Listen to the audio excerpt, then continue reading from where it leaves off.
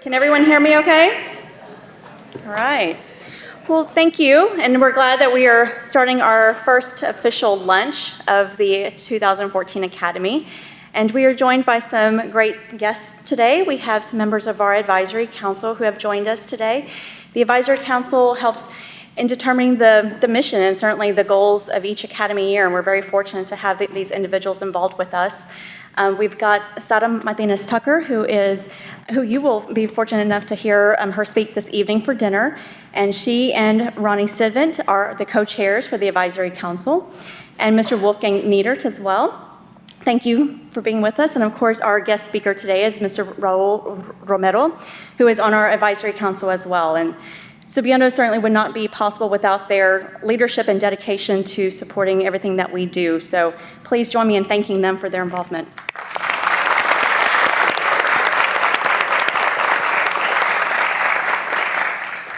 We also have some table hosts in the audience today, and we appreciate certainly they're taking the time to join us. And I hope I'm not going to miss anyone. I see Carlos Martinez over here with UT Austin who's joining us, and Aaron Huddleston and Wendy Elder from the Macomb School of Business, and Eugenio Hinojosa, who's a proud alumnus of UT. We're glad to have you. And Mark Madrid, again, with the Greater Austin Hispanic Chamber of Commerce, CEO. Thank you all for being with us, and please forgive me if I've missed someone, but we appreciate you taking the time. It certainly means a lot to our students, and we certainly value your time and advice that you give to each of our students. So thank you very much.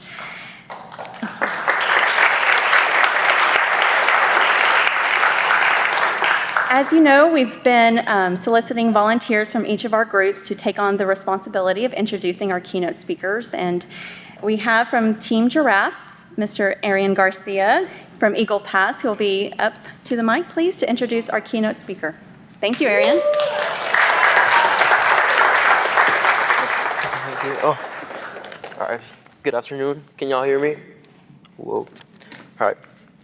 Raul Romero is president and CEO of Alliance Consulting Group, LLC, with offices in Washington, D.C. and Irvine, California. The firm is an infrastructure marketing, development, and strategy consulting group dedicated to helping engineering and construction companies formulate strategies and create opportunities in the public and private sectors. The firm is in charge of capturing management and development of major infrastructure projects, both domestically and internationally, and has handled over $16 billion in project marketing development in the last 5 years. Romero is a founding partner of the Washington Nationals baseball team, past chairman of the board of Hispanic Scholarship Fund, and a former regent of the University of Texas system. Prior to his current position, Romero headed SMB Infrastructure, Ltd., based in Texas. The SMB Group is the nation's third largest privately owned engineering and construction firm and Texas' largest, with revenues approaching $500 million. In his capacity as CEO, he controlled both operations and business development functions. He led SMB Constructions for 12 years and transformed a small local infrastructure group into a nationally recognized firm with projects exceeding $1.5 billion in total installed cost. In total include engineering, procurement, and construction management of public and private infrastructure, including transportation, water, wastewater, telecommunications, energy, and emerging technologies, including the renewable energy market. Please join me and welcome Mr. Raul Romero. Welcome. Well, good afternoon, and thank you for inviting me here today. I've been introduced, I have some very, very strong Texas ties, and every time that I have an excuse to come back to Austin and to come back to UT, I get very excited about it. As I mentioned, I was appointed regent of the University of Texas system in the year 1998, and I still miss those days. So every time coming back to Texas is really a great opportunity for me. I have been asked this morning to talk about leadership and to talk about how Latinos can really make a difference, not only in the state, but also in the country. coming in as a 17-year-old to this country, actually not even knowing the language very well, I felt that I was coming to an exceptional country. Actually, a country where if you want to wake up earlier and work harder, you can always beat your competition, and that's really what the American dream is. And that's probably the essence of leadership. Taking control of your destiny by trying to be better. And so, as I do my talk this morning, I'd like to share with you some of the things that I've done in my professional life that had taken that leadership role into areas where I think have made a difference. Back in my days in Texas, as they mentioned, I ran a very large engineering and construction firm in Houston. We peaked at about 5,000 employees. But one of the things that really, caught my attention was that when I started as a brand new engineer, just graduated from college, I started as what they call Engineer 1. And people ask me, Raul, what is an Engineer 1? And I said, you do what they tell you to do. So they send you to the field to watch concrete being poured, and one day you start moving up and you start doing more and more management. And a few years later, I became the youngest vice president in the company's history, and when I left Texas in 2001, I was the CEO of the company. So I think that if you put your mind at it, you can always achieve by taking leadership positions. And I think that's what I would like for you to take out of my talk, is not only of the projects that you can do, but of the leadership that you can affect when you do such projects. You might have heard that in the late 70s, I believe, we had a major energy crisis. And the country decided to build some major storage for oil in salt domes in Texas and Louisiana, so that when there were disruptions to the oil flow to the US, that the country could have reserves. And so there is 1 billion barrels of oil stored in Texas and Louisiana in what is called the Strategic Petroleum Reserves. That was probably my first initiation on what I would consider a major, massive project, which at that time, I felt if we go after that project and we win it, we would be doing something that changes the makeup of what this country is. Obviously, you know how oil impacts, things that happen in this country.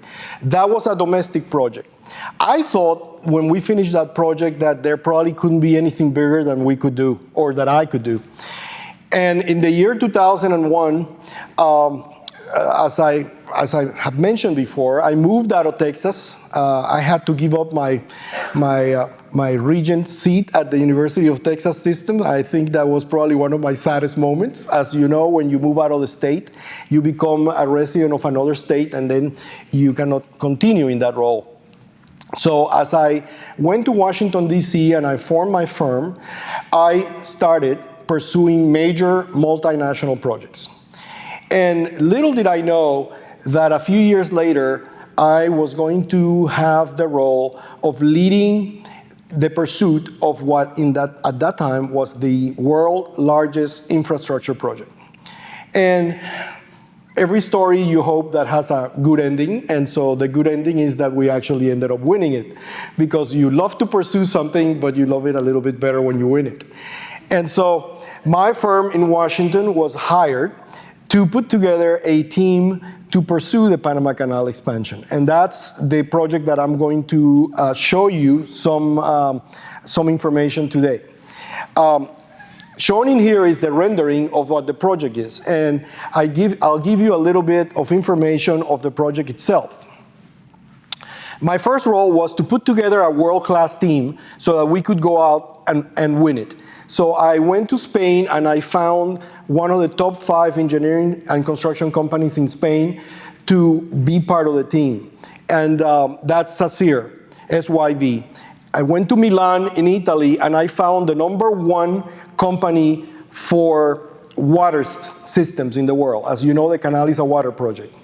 Then I went to Belgium and I found the #1 marine structure company in the world. Those of you that have seen pictures of these structures in the Middle East, you might have remembered seeing a structure that looks like a palm in the sea.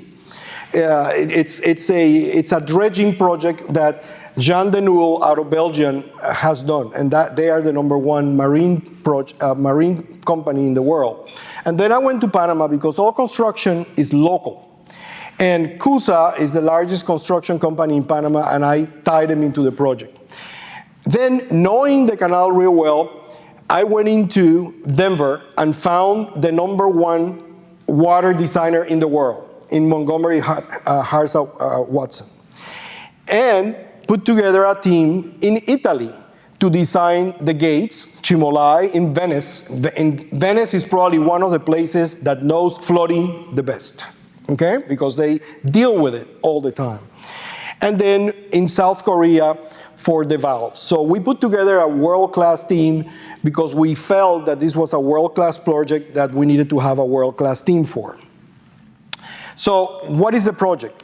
Well, in the project, we're putting together a second set of locks to augment the existing locks of the canal, okay? And so as you see there, the Miraflores locks, the existing locks, we're gonna put a second set, and in the Gatun locks, we're gonna put a second set to allow the larger ships to go through. So what are these ships like? Today, you can see the existing locks. You can see the existing ships that go through the canal today. They're called Panamax. They're designed so they fit in the Panama Canal. And when you buy a car, or you buy your cell phone that are coming from Korea or from Japan or from Asia, most of that merchandise comes through Panama to the East Coast and the Gulf Coast in Texas from Asia through the Panama Canal. And it saves a lot of time that they won't have to be going around South America. It saves millions of dollars, you know, in that short passage. So down here, you see the new locks. And what is significant about the new locks is that the new ships that are being built to go into the new canal are called post-Panamax ships. Those ships are going to be able to take 3 times as much cargo as the existing ships that are being able to go through right now. And so what you see down below in here, that is the new set of locks that we're building right now.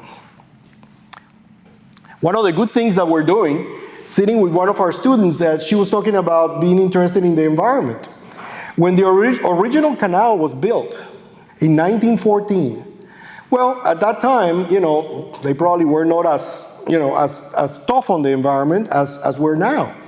And when they pass a ship in the existing canal, all the water, all the fresh water is released into the sea. That's a lot of waste of water. In the new system that we're designing, we're reusing the water. You know, we're being more environmentally friendly.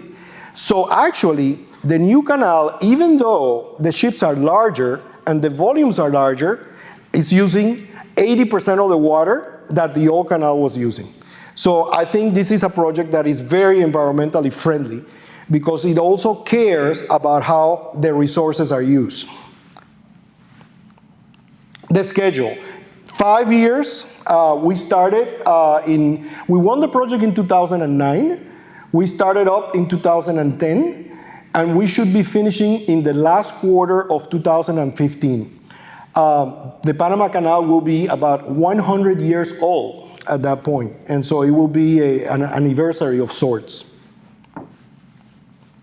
One of the key elements of the project is the gates. As you saw in those chambers, there are these massive gates that move in and out and that let the ships go by. And they're being fabricated in Venice, in Italy. They're so big, they're 11 stories high. Imagine gates that move.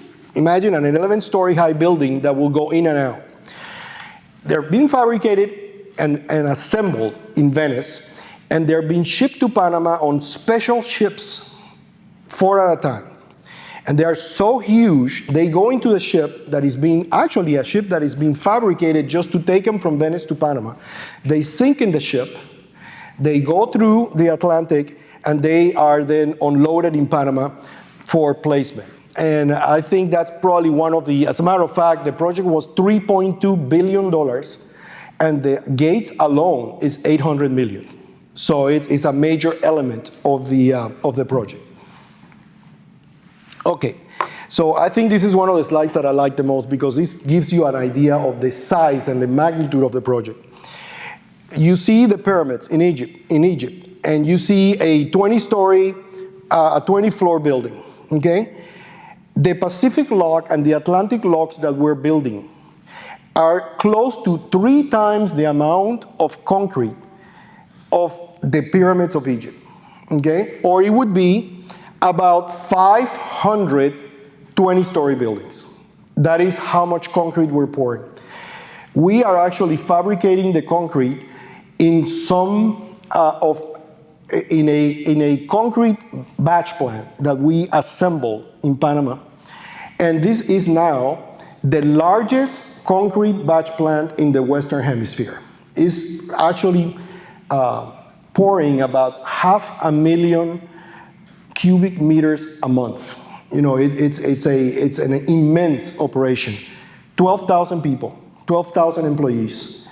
As a matter of fact, on the Atlantic side, it is so big, and the city in the Atlantic side is not big enough that we had to build camps to house them because, you know, we didn't have the labor force there. Let's talk about steel. A lot of you are familiar with the famous Eiffel Tower, okay? We are placing the equivalent of almost 30 Eiffel Towers in steel in the locks in Panama. You know, it's an amazing number. And you can sense the magnitude of the place, but when you actually take a look at some of these quantities, it kind of dwarfs a lot of the things that is the #1 infrastructure project being built in the world right now. This is just a rendering showing those areas. This is what it's going to look like when completed and what we call when it's wet, when the water will fill it. Okay, so let's take a look at how this looked like. In 2010, before the start, this is how the Atlantic side looked. Here, you can see the old canal back here. Here, a lot of people ask me, Raul, were you already starting when the canal was being started? And I said, no, this was done in 1930. The US was building the expansion of the canal in 1930. And what happened? Second World War. And the US had to stop. And it never really finished it. And the alignment has changed a little bit, but it's more or less the same alignment. Here you can see another view of the existing canal back there. This is where the US had started. And this is also another view of that same location. This is what is starting to look today. This picture is about 2 months old. And here you can see the massive construction of the chambers, okay? This is the Atlantic side. You can see all the activity. You know, sometimes when we fly over it in helicopters, you see people and it looks like ants to you. You can imagine each side has about 6,000 people working on it. You can here start to see the walls of the chambers. And this is another view of the massive project. One of the things that caught my eye on this one is we're building a visitor center. It's one of the most visited places in the world. Not only you see a lot of cruise ships going through, and you also see people that actually stay in Panama and that want to see the project. So the visitor center would allow for that to happen, okay? And in here, I was looking at this picture this morning and I hadn't even realized that in this picture there is something very interesting. The gates from Venice, the first 4 gates, they had arrived when this picture was taken. And they are already being placed in here, waiting for the locks to be finished, to be placed in their end position. But I hadn't even looked at the fact that they had already arrived when this picture was taken. This is the Pacific side.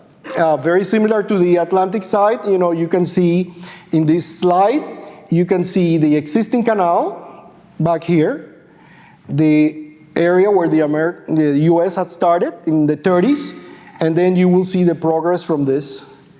This is a side view. I think Sarah visited this site maybe a couple of years ago. Last year.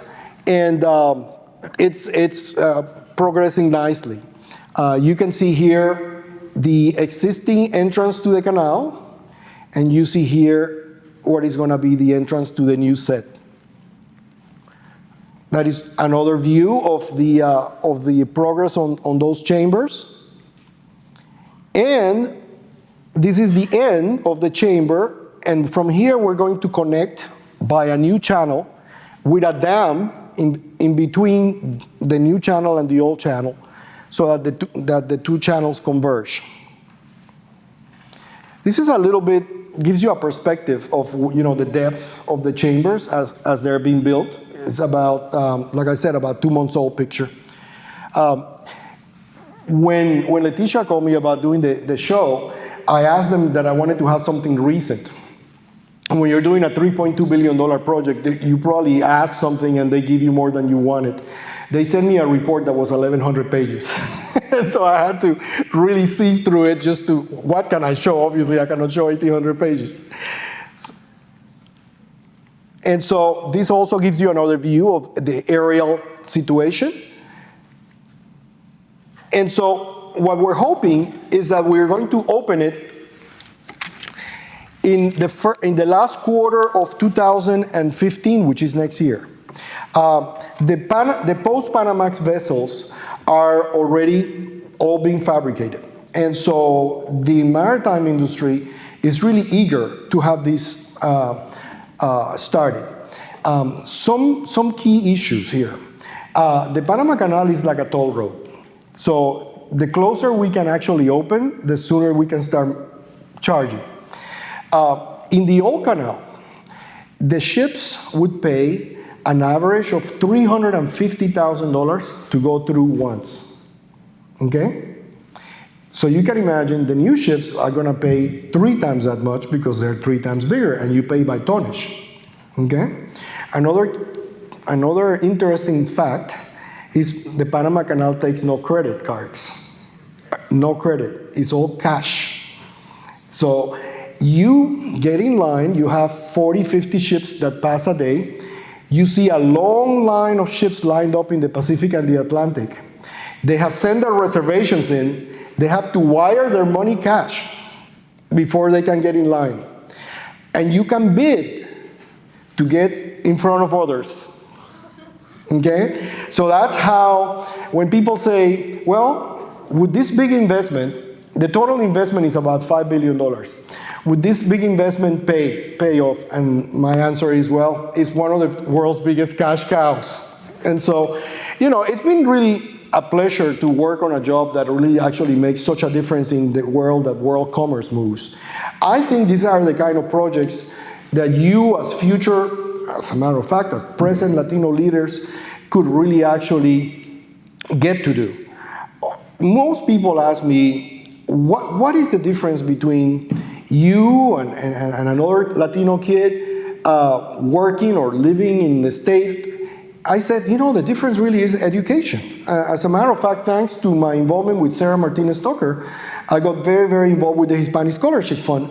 And the reason that I really actually care about that, and the reason that I actually care about joining the Board of Regents at the University of Texas, is because the only difference between me and a kid in El Paso or a kid in Laredo is my education.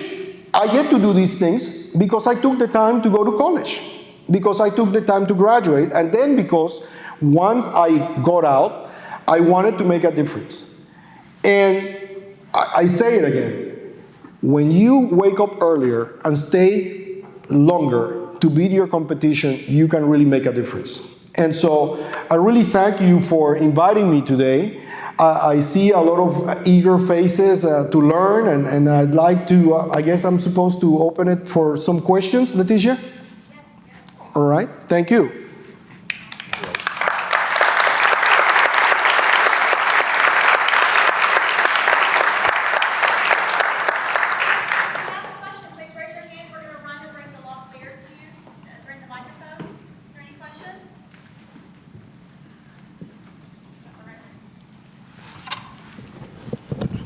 So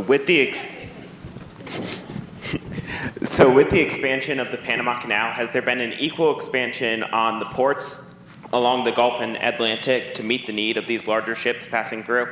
Great question. All the ports in the Texas Gulf Coast, including Houston, which is one of the largest, New Orleans, all the ports in Florida and the East Coast of the United States are undergoing massive renovations. As a matter of fact, there is one, I think it's Newark, that the renovation is so large that they have to even raise a bridge so that some of the new ships that are going to go through the Panama Canal can actually go through. Most of those renovations are in parallel to what's happening in Panama, so that when the mega ships, which we call them post-Panamax, can start going through at the beginning of 2016, that they can then come to the ports in the East Coast of the United States. There has been a lot of concern in the port of Los Angeles and the ports on the West Coast of the United States, because a lot of the merchandise that is coming to the US, some of it goes to the West Coast ports, and then it gets shipped by rail to the East Coast. That has caused a lot of congestion on the rail corridors in Alameda Corridor in LA and some of the other areas. The Panama Canal actually will alleviate some of that congestion, and it also will lower the cost of the shipping, because when you send something, let's say from China to New York, and it goes through the Panama Canal and it unloads in New York, it only unloads once. If you send something to California, unloads into a train, then goes through a train, then unloads again, every time that it gets loading and unloading, you start putting cost in the cost of the merchandise. I am not going to make any promises about all the merchandise being cheaper from now on, because you know how that goes. But it's supposed to help in that sense too. But definitely all the ports are underway in a tremendous amount of infrastructure upgrades. Great question.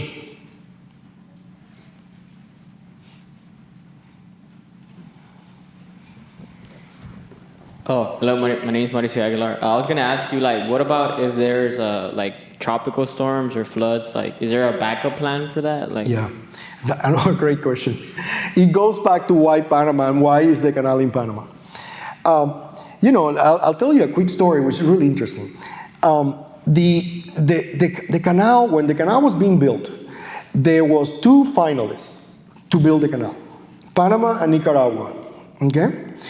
And in those days, they were fighting to get the canal built in their country, obviously. And the engineers for the U.S. Army Corps of Engineers came to Panama. They saw a very old convent in Panama called the Convent of Santo Domingo. And it has a very, very big, long, flat arch that spans probably 2/3 of this span that we have here in this ballroom. And it was built in the 1500s by the Spaniards. They saw the arch, and they said, obviously, in this country, there are no earthquakes, because this arch couldn't have survived 400 years. The next thing, what about hurricanes? Well, Panama is an inverted S, and the hurricanes that come from the Caribbean hit the northern part of Venezuela, go through the Caribbean, hitting just about every island, and then when they come into Central America, they hit Honduras, missing Panama and Costa Rica. So no hurricanes, no earthquakes. And then to close the deal, when the Nicaraguans were sending their little postcards to the Senate of the United States to get Nicaragua to be the chosen route, the postal stamps on their postcards showed Lake Nicaragua with 3 volcanoes with little smoke on it. That was the wrong postcard. And so that closed the deal. You know, Panama was chosen for no earthquakes, no hurricanes, or major disasters. And that's one of the reasons that in 100 years, it has only been shut down for 3 hours. And that's actually about 2 years ago. There was, you heard about the phenomenon called El Niño or La Niña, and it was raining a little bit more than normal, and in precaution only, they closed it, you know, to make sure that there would not be an accident. But that's not a bad record for 100 years, and it was only a matter of hours.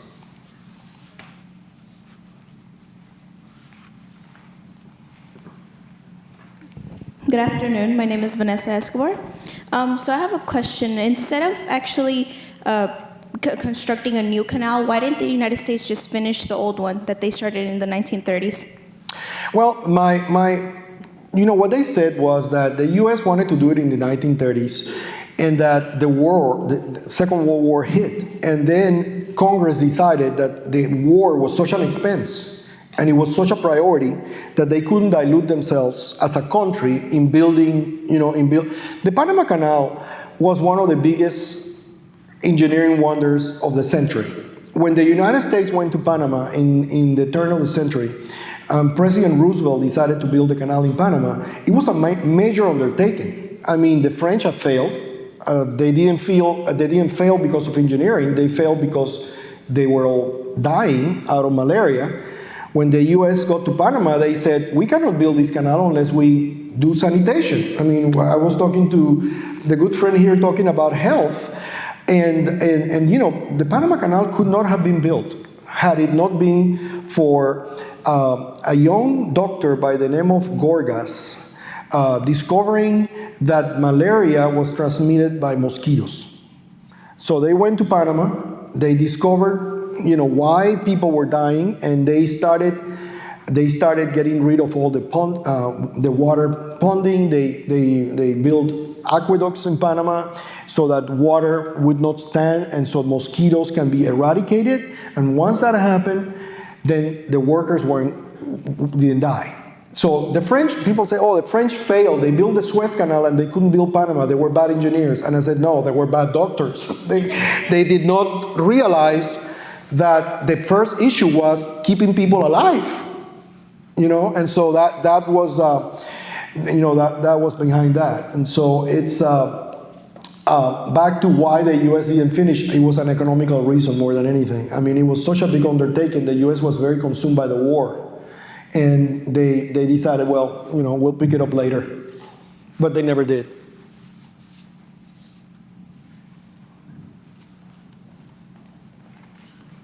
The Panama Canal is obviously a huge concrete and steel marvel, really, but it's over 100 years old, and you said it's only been closed for a few hours. How exactly do they maintain this huge marvel? Actually, it's incredible. It's almost like a museum that actually works. I think our friend Sarah was there, and for some of you that are going to go into IT and electronics and so forth and so on, it was the first computer in the world, really, and it was all like manual. I mean, it was mechanical. All of this water flows from the high, from the high level all the way down to Panama. All the way down to the Atlantic and the Pacific by gravity. I mean, there is no generation of no power generation needed to actually move these big gates, or to do anything, because everything is by gravity. And as water flows down, it's like a water step that moves everything. The U.S. Army Corps of Engineers took control of the Panama Canal for almost 100 years, from 1914 till 1999, and I can tell you that the maintenance of the Panama Canal is incredible. How over 100 years, and this works like fantastic, just goes to show you the tremendous U.S. engineering know-how that went behind the building of the Panama Canal. As a matter of fact, when I was putting my team to win the Panama Canal expansion, I said, I don't care where we bring all these construction companies, et cetera, but my engineering is going to be American. You know, I'm going to the US to get the engineering because what the US Army Corps of Engineers did in Panama, it's standing 100 years later beautifully. And so, you know, all of our engineering is really, you know, is US. And so it's hopefully it'll last another 100 years. But it's really, if any of you have the opportunity to visit it one year, as a matter of fact, somebody told me the other day that the Panama Canal was the #1 cruise booked in the world. And unfortunately, a lot of those folks are in the ship waving at the locals and they don't get off. If they were able to get off and actually see it a lot closer, they'll be, you know, they'll really be impressed. Hello, my name is Letri. And I was just going to ask, was it difficult to get businesses from such as Venice to be involved with this project? Did you have to do like a lot of explanation, or was it they were so for as soon as you showed up the plan? And You're talking from the financing the project? yes, sir. Yes. Let me tell you how the process evolved. The Panama Canal is ever since it reverted to Panama from the US, is being designated as country patrimony. And as such, it cannot really be let out for a public bid. You know, it has to be controlled by an agency that is controlled by the country. So the different rating agencies and the different investment companies did a study to make sure that there would be a benefit to cost ratio to this project. So basically, what they did, they went all over the world and they talked to all the maritime companies that use the canal. You know, companies in Japan, companies in Greece, companies all over the world. And they basically said, if we were to raise your tolls 30 cents per ton, I'm just saying that number, would you pay for it if you were then able to put a ship that is 3 times as large and save the journey through South America? And we found out that most every company says, of course we would pay the increase in tolls. So the canal started raising tolls, I want to say about a year before the construction began. So that the $5 billion on the investment was basically raised by tolls. As a matter of fact, some of you might have heard that Nicaragua is trying to build a canal. And somebody asked me, Raul, do you think Nicaragua will finish building the canal? And I said, well, they first have to get the money. Their canal is supposed to cost $30 billion, okay? But they don't have any tolls to raise. So you have to start from scratch. And that's one of the reasons that Panama has been able to remain, in this world, you always have to remain competitive. You have to think ahead. You have to know, okay, who's gonna be your competitor? Your competitor might be Nicaragua or maybe Colombia. And so you need to make sure that when they feel that there's time for them to do something, that you already have a project on board. As a matter of fact, we finished this project, which is called the expansion of the third set of locks, you know, because right now there is 2 sets, both ways. The one that we're putting in is 1 set, but we already have plans drawn for the 4th set of locks, so that the mega ships also will have a 2-way sort of road. So for the first probably 10 years, there will only be 1 way. So like while one ship goes in one direction, the other one is gonna have to wait, okay? But, you know, there is already plans for the 2nd lane to be there. And so you always have to be, you know, ahead of the game. And financially, the markets, the bonding companies, all blessed the project. And then once that became known, then the president of Panama had to go to a referendum, nationwide referendum, with the numbers, and basically said, does the nation want to invest $5 billion on this project? And the referendum passed with about 70% of the vote. And the president took a very leadership role. President Torrijos had, you know, put his reputation behind this project, and the world has seen a economic slowdown, as you know, in the last 10 years, Panama's rate of growth in the last 10 years has been 9% per year. And so when the people tell me, Panama hasn't gotten the memo that there is a world recession. And I said, well, they're building the canal, they're building a metro, all these things are helping to make sure that unemployment stays low and that there is a tremendous amount of activity. So financially, it's a no-brainer, but we didn't go into it blind. We had to make sure that the benefit to cost ratio was there, that people could pay for the extra tolls, etc.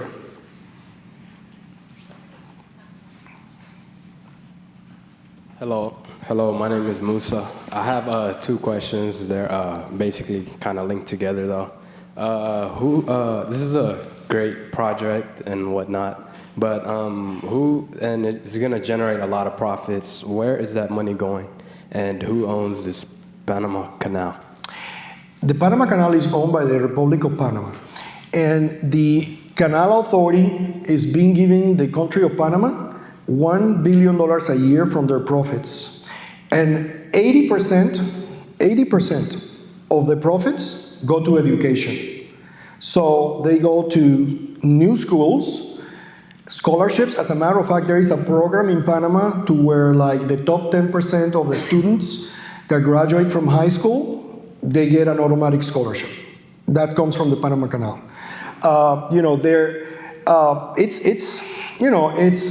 I think it's very important for them to put that into the future of the country, which the future of every country is education.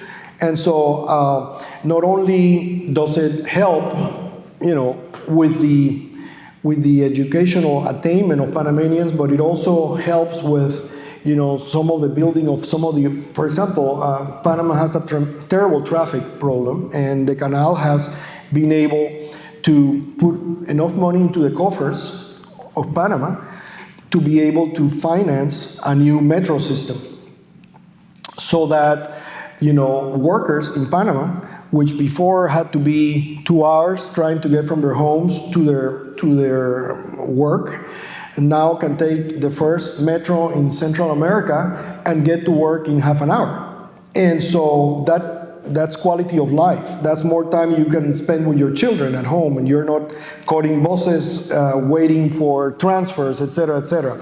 So the canal has been a great investment for Panama in the economic fabric of the country.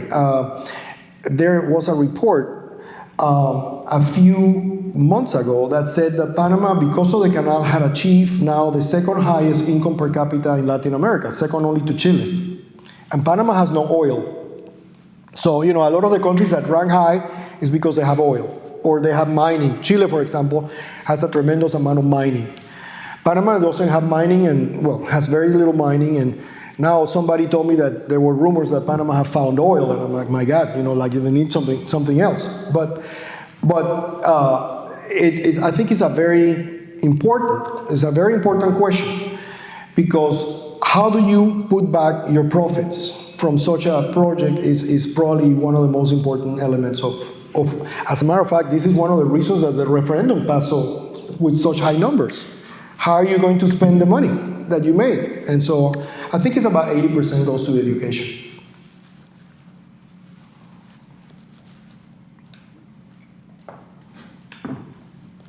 Hi, I'm Dennis, and I was wondering, are there currently any environmental problems that are going through the Panama Canal? If so, what are you doing to fix them? Yeah, there were some really key environmental problems. When the U.S. left, the U.S. had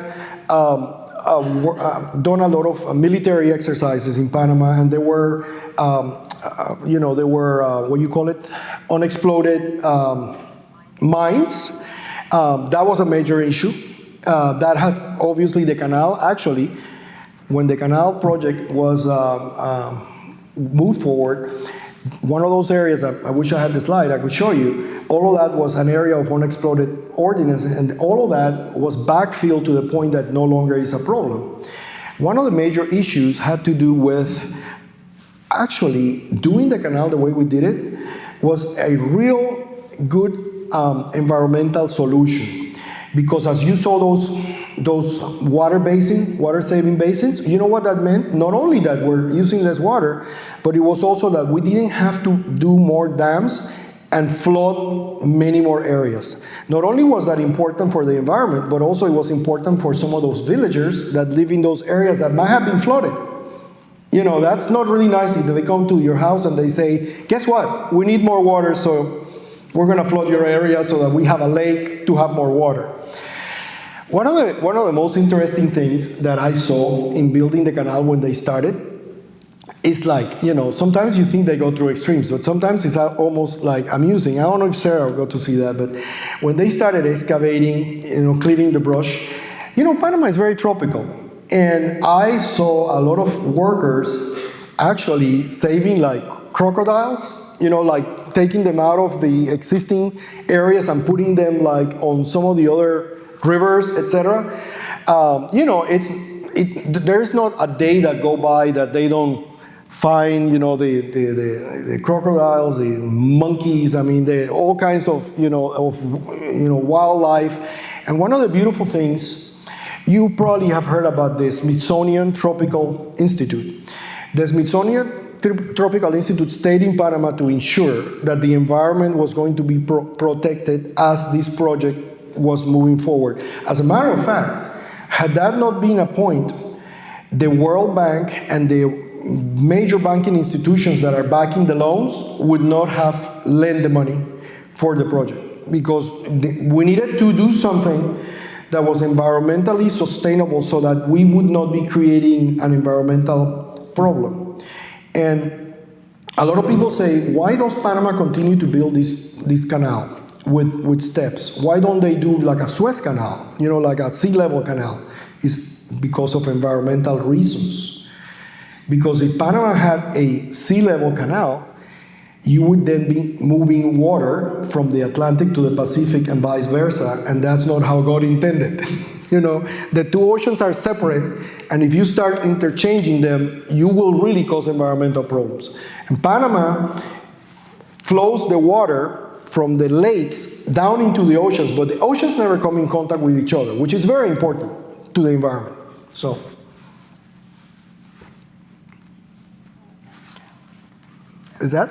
that's it?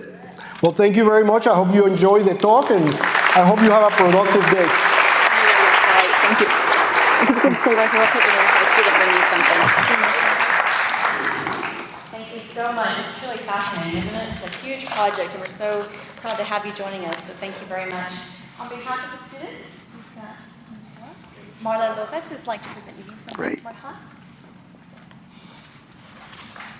Thank you. Appreciate it. You're very welcome. Thank you. You wouldn't mind standing right here, just take a photo. I'm standing right here. Take a photo. So,